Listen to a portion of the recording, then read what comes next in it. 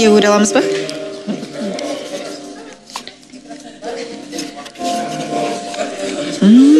Сақина. Әдемі екен. Және хат. Өзің оқып берсең хатты. Ұстай тұрайын. Русланнан сәлем. Ақжарқын, ажарыңнан күлкі кетпесін. Қолыңдағы сақина саған арналады. Кеше шын мәнісінде мен саған сөз салуға бекініп үйіңе барған болатынмын. Сен менімен кездесем деп уәде беріп едің, есіңде ме? Сен тіпті ұялы телефонын сөндіріп тастадың. Сен білесің ғой менің саған деген сезімнің шексіз таза екенін. Егер өз уәдеңде, өз сөзіңге берік болмасаң, неліктен мені үміттендірдің? Алдыңнан келешекте шығатын адамдарға былай тас жүрек болмасаң деп ойлаймын. Сен өзіңді телешоудың жұлдызы екеніңді дәлелдедің. Рахмет саған, Ақжарқын, бақытты бол.